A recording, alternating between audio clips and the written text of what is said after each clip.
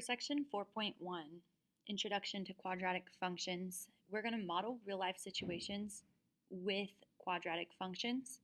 And so when we do this, the math practice that we're going to use is model with mathematics. So this basically means that we're going to show what's happening in real-life situations. But first, before we do this, let's make sure we know what function notation is. So function notation looks like this. And this, how you say that is it's f of x. So the function f at point x. One thing to note is that f of x is basically y. It's basically replacing y in the equation. So then, does that mean f times x? Because if we look at this, it's two numbers next to each other. It looks like f times x, but no, that's not what this is. This is f of x. So this means the function f at point x.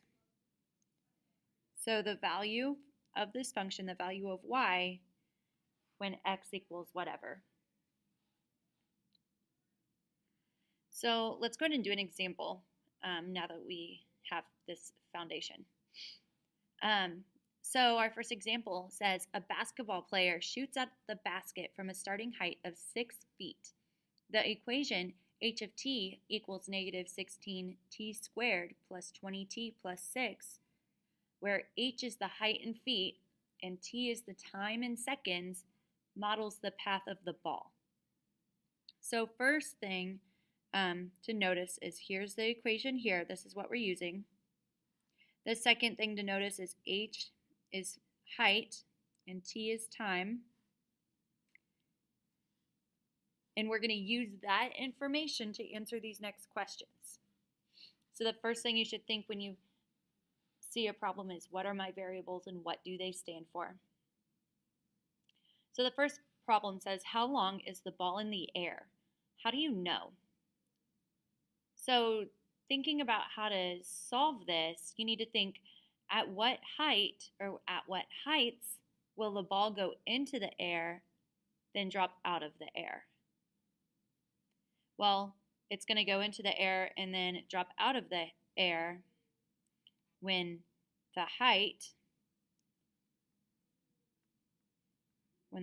is 0. So because we're in function notation, we're going to say when h of t is equal to 0.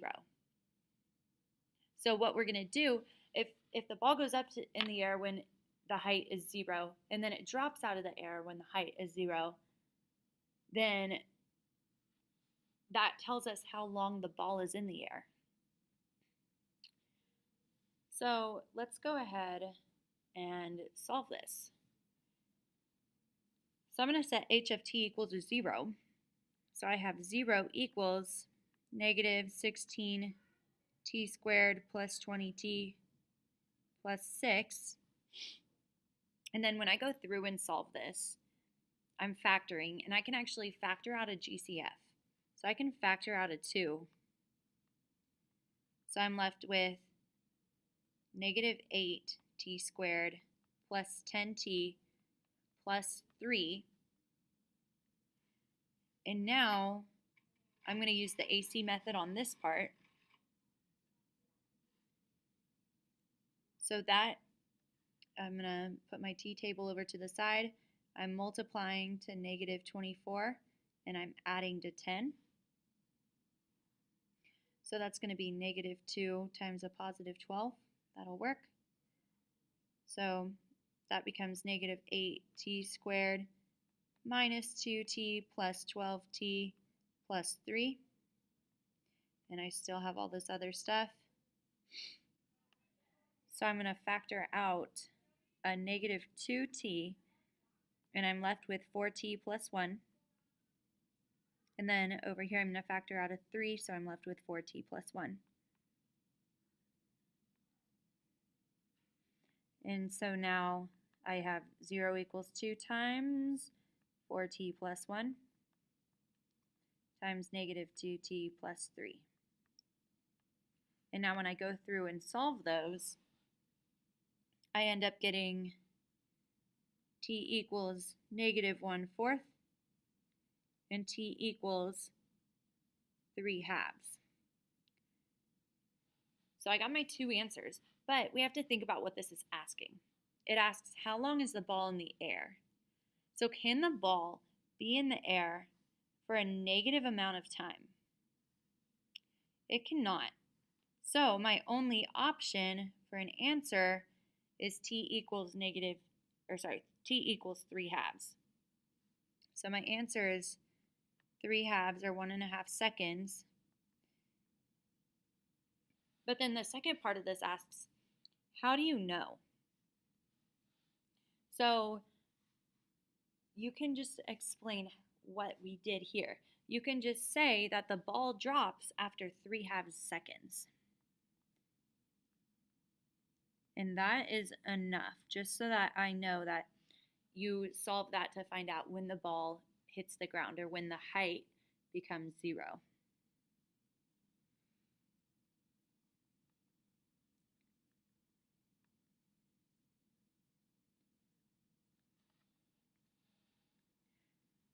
All right, so now moving on to the next one. It says, what is the highest point of the ball? And then how do you know? So the highest point, if you think about a basketball going up and then coming down, the path of the ball is going to look kind of like that. And so the highest point is going to be right in the middle of when it started and when it ended. So if I get the middle of my two t's, then that will tell me the time that I was at the highest point. So to figure out the middle of negative 1/4 and 3/2, I can add those numbers together and then divide by 2. So if I have negative 1/4 plus 3/2, I'll do that first. 3/2 is the same as 6/4. I get 5/4. And then I'm going to divide that by 2, which is the same as multiplying by 1/2. So that's 5/8, which is 0.625. So my time is 0.625. So now what I can do is I can plug 0.625 back in to my original equation for t, and that's going to tell me the height at that point. So I'm going to come over here to the side, and I need to use that original equation. I cannot use this factored form right here. So my height at 0.625 is negative 16 times 0.625 squared plus 20 times 0.625 plus 6. And I'll move some of this stuff around.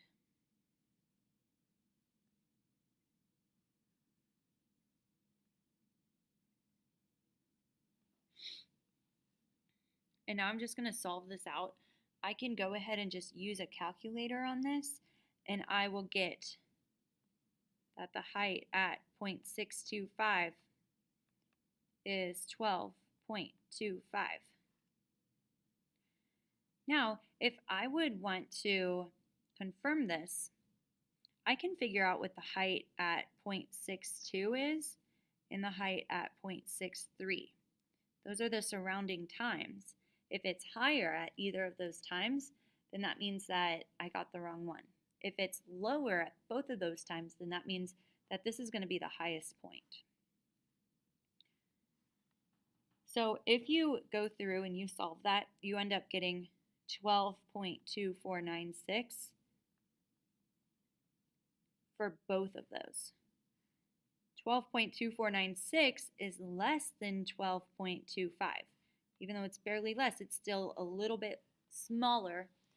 So that means that this is my height. So to write my full answer over here, I'm going to move this stuff again.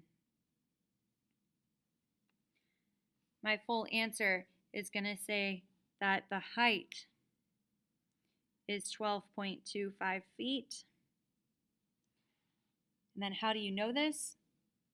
Well, I have a few options. I can say that the height is less than this for the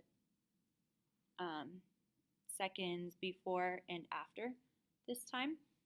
I can say when the ball is at its midpoint, so that's what we found, which is the highest point. The height is 12.25. So you can just kind of say it in your own words why you know that it's right. Explain your reasoning behind the math that you did.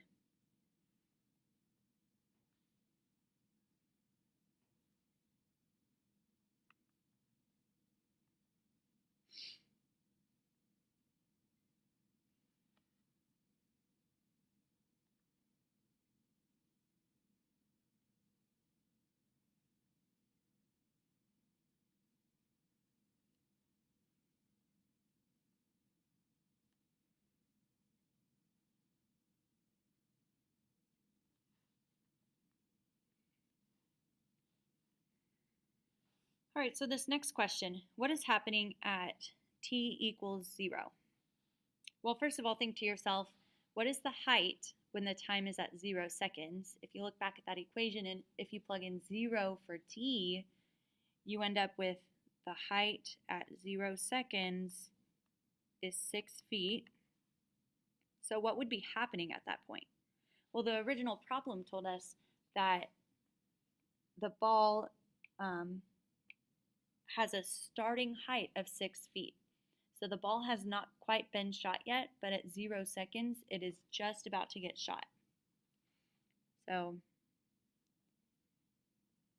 the ball is about to get shot, or the ball is getting shot at that moment.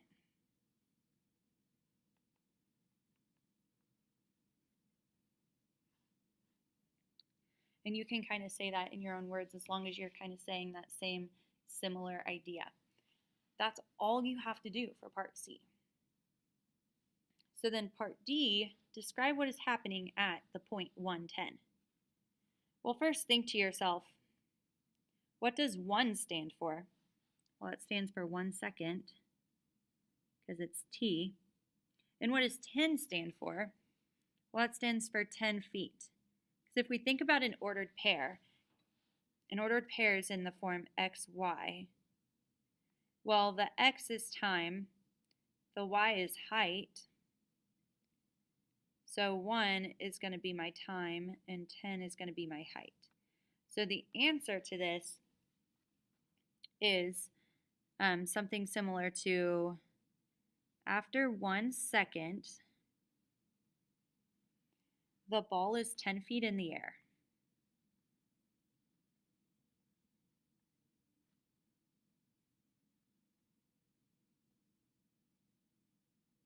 Now, once again, this is one that you can kind of say in your own words as long as you have that same similar gist to it. Another kind of way to word it is you could say 1 second after the ball is shot, its height is 10 feet.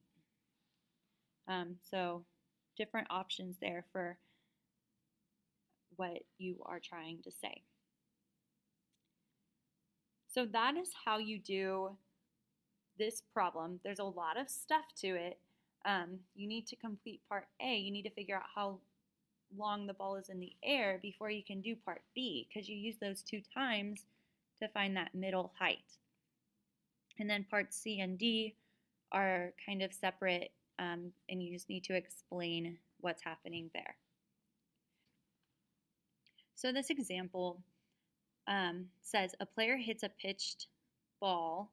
The equation h of t equals negative 16t squared plus 80t plus 4 where h is the height in feet and t is the time in seconds, models the path of the ball. So on your piece of paper, because you don't have this, you can just be on the back of your notes right now. The first thing you're going to write is the equation. So I want you to write h of t equals negative 16 t squared plus 80t plus 4. And then I want you to say what the variables are. So you can say t is time and h is height, or h of t is height. So now you're going to use that information to answer these questions. The first one, how long is the ball in the air? How long is the ball in the air? And then how do you know this? So remember, the ball is in the air until the height is equal to 0. So we're going to set this equation equal to 0. So I have 0 equals negative 16 t squared plus 80t plus 4. Now I can tell you that this problem is not factorable. So because of that, you need to use the quadratic formula. Now you have two options here. You can use it as is, and you can plug those numbers into the quadratic formula, or you can factor out a GCF. So in this case, you could factor out a 4, and then use those new numbers in the quadratic formula. Either way, as long as you do your calculations correctly, you're going to get the same thing.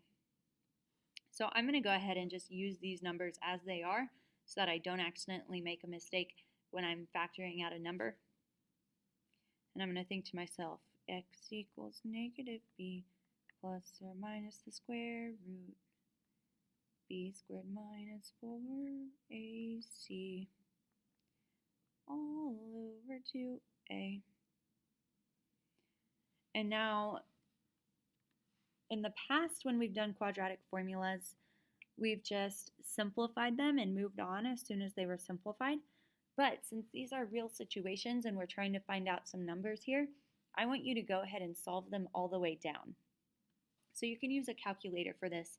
And when you do that, you should end up getting x equals negative 0.05 and 5.05.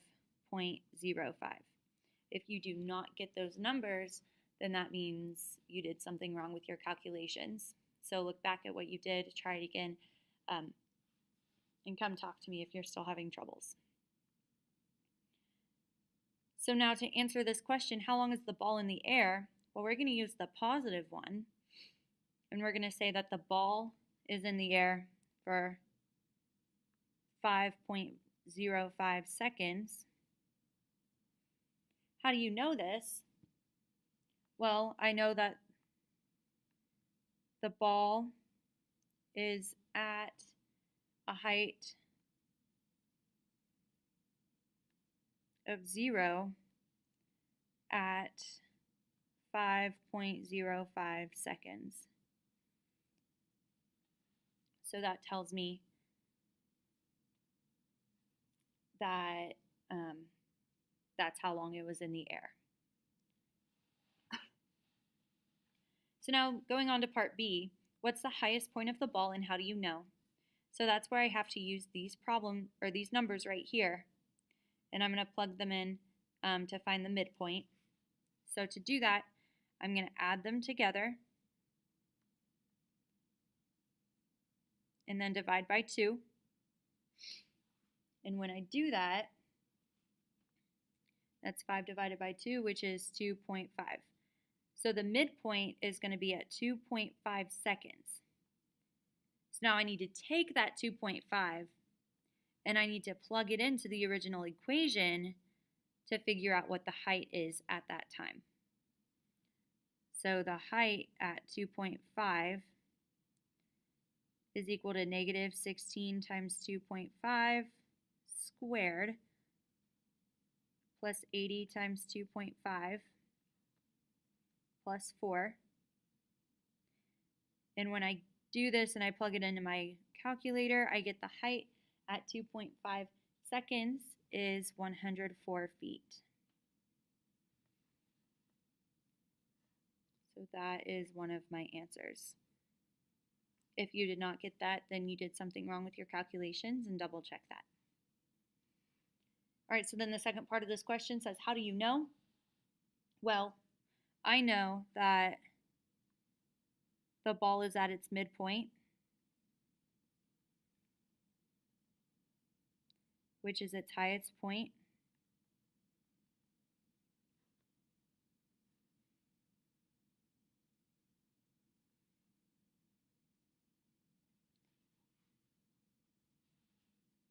At 2.5 seconds.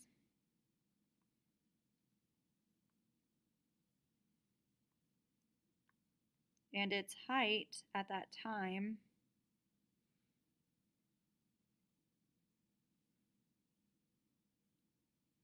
is 104 feet. Now that's a lot wordier than you need to get, but that is something that you can write, or a way that you can write it. All right, now I just have a couple more problems. Describe what is happening at x equals 0. Ooh, when x equals 0, well, we don't have any x's in this equation. If we look back at our original equation here, we have h's and t's. Well, t is standing in for the x position, so when it asks about when x equals 0, it's really talking about when t equals 0. And so that is when the time is at 0, so that is when the ball is getting hit.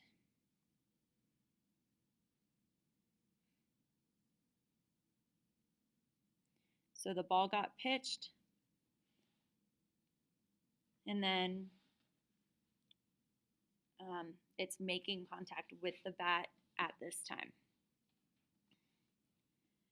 Just a couple more. Describe what is happening at the point 168. Well, that's saying that the time is 1 second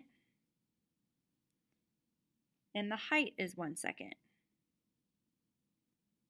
Or sorry, the height is 68 feet. So at this point, after 1 second, the height of the baseball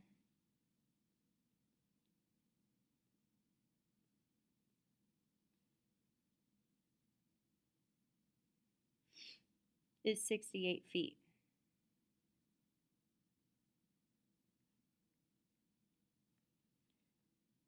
So the next problem says, describe what's happening at the point 468. Well, wait a minute. Our time is 4 seconds now, but our height is 68 feet again. So we could just look at this and we could say, well, now 4 seconds after the ball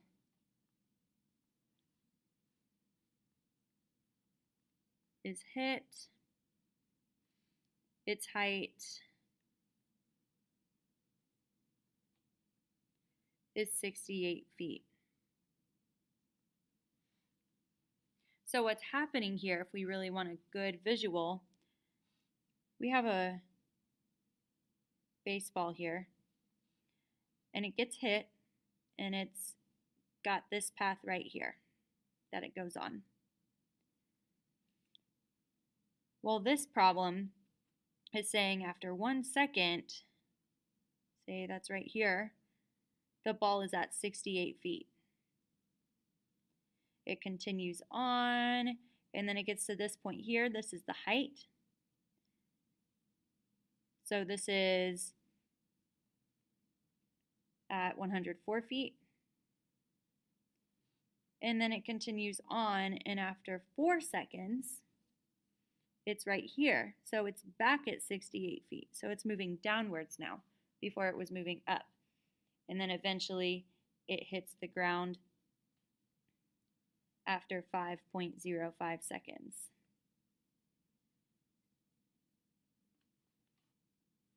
So that's really what's happening here in this problem. When you go to graph these, you're going to take it one part at a time. So you need to first off make your graph, label it. To label it, look at your largest numbers you're going to need to graph. So that's going to be your longest distance and your highest height. And you need to figure out what your labels need to be based off of that. And then you're going to take these problems one at a time. So first look at A and think, well, what can I graph from this? What points can I graph from this? Well, this one tells you that y is equal to 0, and when y equals 0, x equals negative 0.05, and x equals 5.05. So that's 2 points right there that you can graph. Then move on to the next problem. And it says, what's the highest point of the ball? Well, the highest point is at 2.5 seconds. So your x is 2.5 and your y is the height, which is 104. So that's another point. Then move on to the next one. What's happening at x equals 0?